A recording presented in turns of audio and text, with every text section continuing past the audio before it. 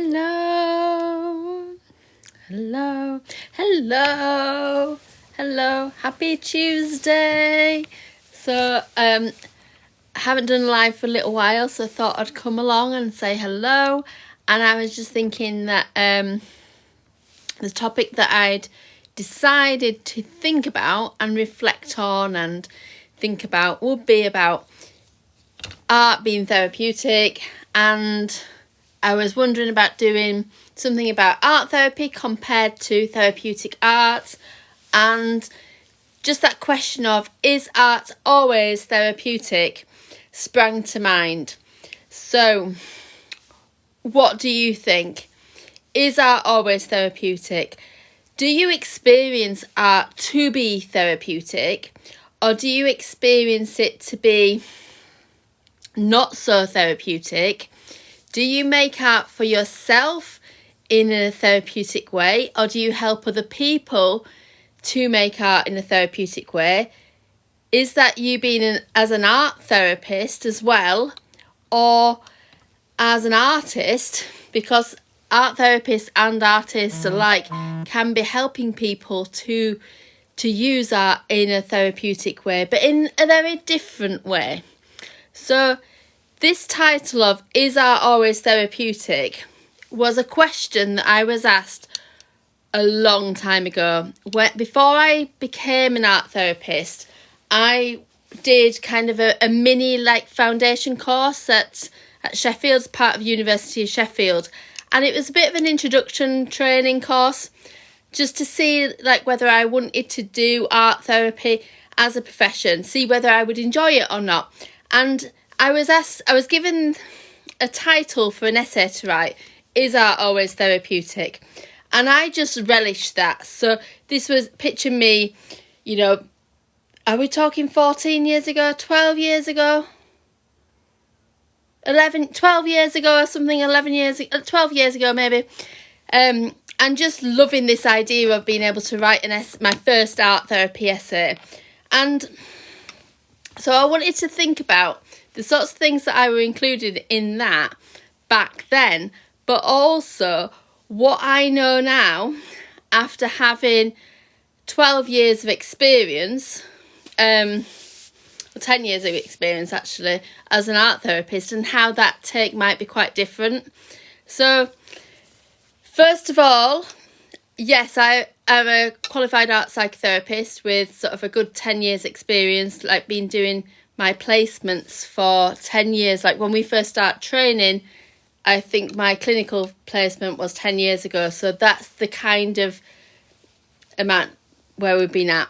I'm working in different sectors, working in mental health, working in adoption support, working with community settings in hospitals, working with adults as well, a whole range of different people, supporting not just with art therapy, but with other sort of therapeutic modalities such as CBT, sort of cognitive behaviour therapy, or such as more play therapy and sort of systemic stuff like the family therapy type things that are more reflective. So that's been really good to see. So if you're popping on now, it's good to see you. And if you've got any thoughts, any comments about ideas about kind of whether art is always therapeutic or whether there's times when it's maybe not so therapeutic, let me know. Ask me any questions that you've got. So the main thing that I think about when I'm working with clients and thinking about art being therapeutic is helping people to be able to feel safe to create something where they can express themselves. So being able to hold that space and allow somebody to work at their own pace is to me what being able to hold that space and allow somebody to work at their own pace is to me what more of a therapeutic art that you can sort of make independently, or you can maybe make in an art workshop where you might feel calm and relaxed by the art making. Being with a qualified art therapist and being able to go at a pace that really allows you to to feel safe enough to express like your true self, and maybe some challenging emotions as well, where sometimes that can be really hard, and sometimes without that support it can feel quite unsafe and maybe a little bit dysregulated. So some of the reasons why art can be therapeutic is that it can be relaxing.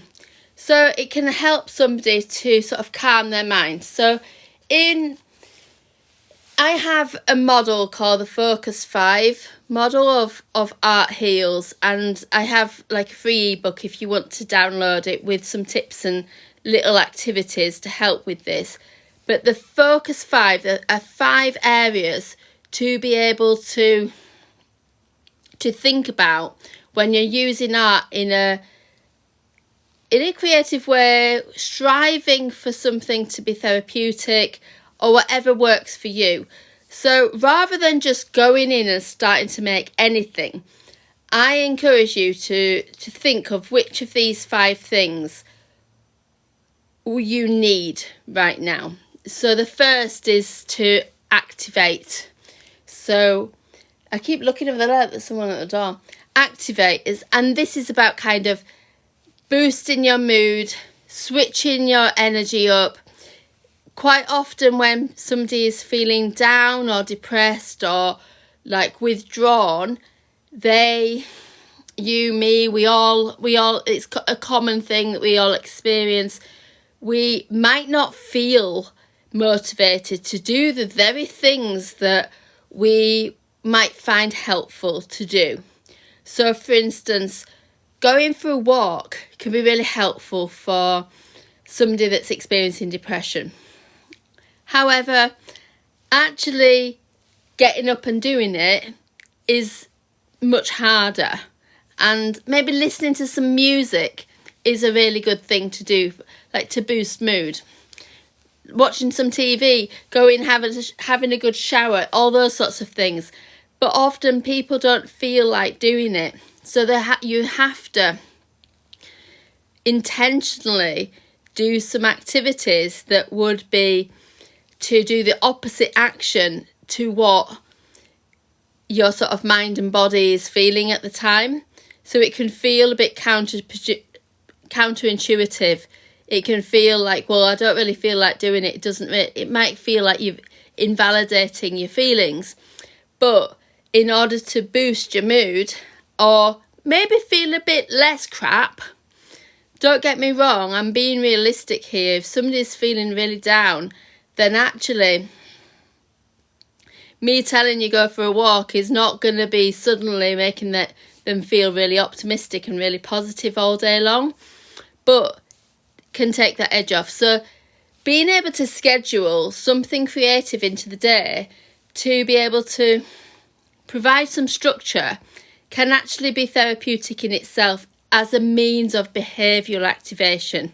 And that fits in with like some of the CBT models where we're thinking about certain schedules that you would plan. Activities for daily living, we talk about. When I was working in the hospital, that was a really important thing to help the young people to be able to improve their mood and improve their mental health, because doing the basic activities was really almost impossible, like climbing a mountain. So next up we've got emotional regulation. So I think this is one of the things that I would say a lot of people talk about when they are thinking about doing calming activities or doing maybe therapeutic colouring books, colouring and doing activities that might feel relaxing. And that is about being able to feel calmer, feel more relaxed, and as a result, that's linked with emotional regulation. So when we go about our day-to-day life, we tend to like have ups and downs in our mood. Like something might like bug us, you might get stuck in traffic and something might be annoying, or something might affect it in some way. You might kind of be a bit sad about something, you might be a bit happy about something, you might be irritated at something, and we might be up and down like this. But if it's kept within sort of like this band here, this kind of window of tolerance, then generally speaking, our nervous systems can cope with that level of arousal or distress. Our nervous systems can cope with a little bit in that tolerance, a certain amount of tolerance. However, actually, when somebody's maybe struggling emotionally, their window of tolerance reduces. So they end up not being able to tolerate as much. So this is why sometimes when somebody's feeling anxious or irritated or angry or upset, they might also judge themselves, because they might be thinking, well, that's just a small thing. Other people wouldn't be upset by that. Why would I be upset by that? And it's because the tolerance levels have been reduced. So part of managing the nervous system and managing that is to be able to get out of this survival mode and be able to be in that rest and digest sympathetic, like away from that sympathetic nervous system and into the parasympathetic nervous system. So if someone's feeling really flat in mood, then they would be maybe withdrawn, like maybe in a bit of a freeze state, and we'd do some art to encourage them to activate them, to be up here sort of thing. Whereas this top part of the window of tolerance, people, maybe I need a drawing, I need a picture to draw this out, don't I? This would be helpful. This top part is where somebody may be feeling anxious or angry or in the yellow zone. If anyone uses zones of regulation, consider that the yellow zone up here. So if someone's activated and energised and intense up here, feeling stressed, then using art, calming art, can be a way to regulate, to get back into that middle zone, into that green zone where we're feeling able to tolerate. That window of tolerance can then widen and somebody can take action and make decisions in a way that kind of can be more logical and aligned with who they really are, rather than a reactive thing. So we've got activate, regulate, we've got explore. So with art therapy, the thing with the exploration of art therapy is to be able to just have a chance to explore anything. That there's no rules. So I mean, art, there's lots of like possibilities with art anyway. We fasten bananas to the wall and all sorts, and people might question whether that's art, but it opens up the possibilities that it's okay to do different things. So I would encourage people to be able to mix materials together, explore different ideas about the world, explore different ideas about themselves, who they are, maybe step into a different identity, imagine what it would be like if I was a superhero. They might make a picture about that. And that can be an adult as well as a child. It doesn't necessarily need to be like children that do art therapy. That's a bit of a myth that maybe it is just for children. But being able to explore things and being able to think of alternative meanings of things.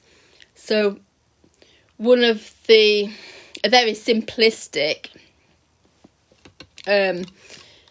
way of thinking about challenging experiences and maybe past trauma is to be thinking about the meaning that comes from it, and then the beliefs that come from that as a result of having that meaning and that belief. So being able to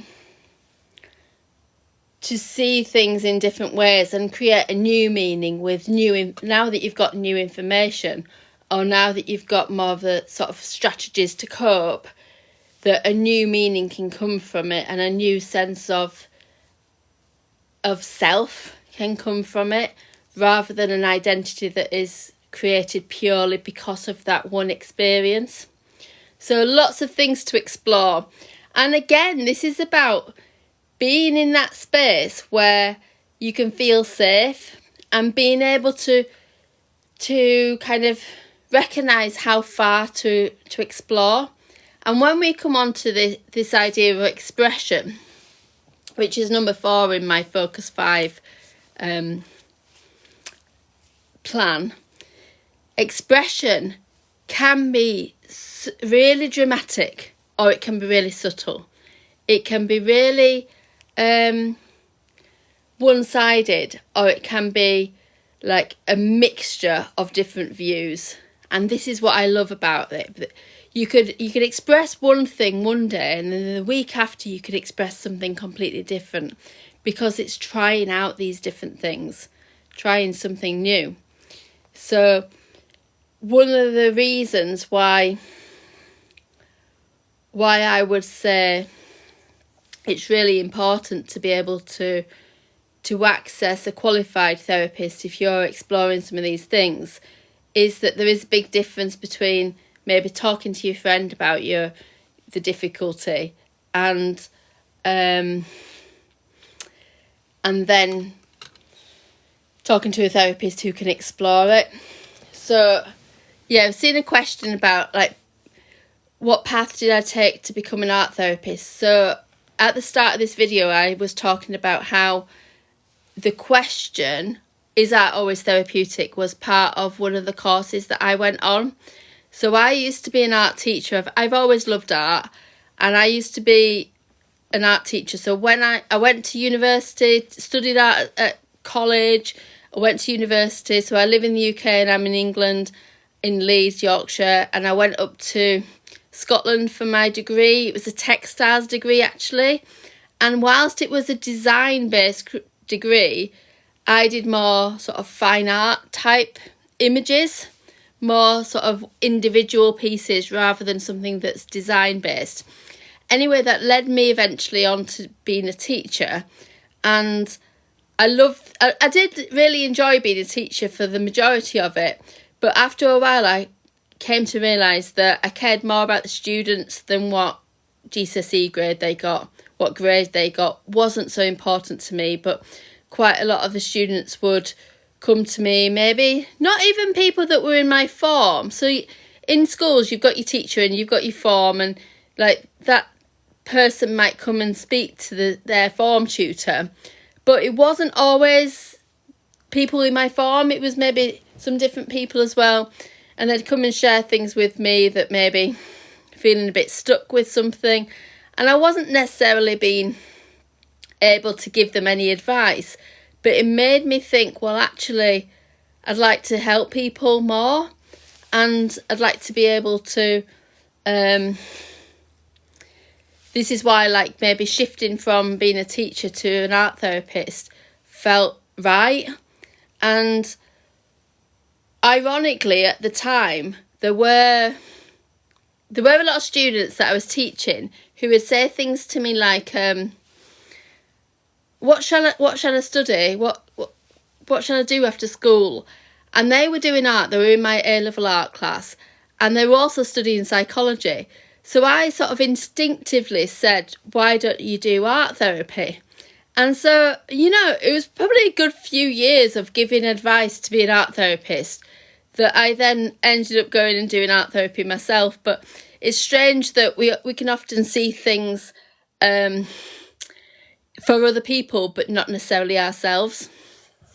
So, yes, it's kind of like being able to do that. And all the way through it, I've continued to be an artist myself.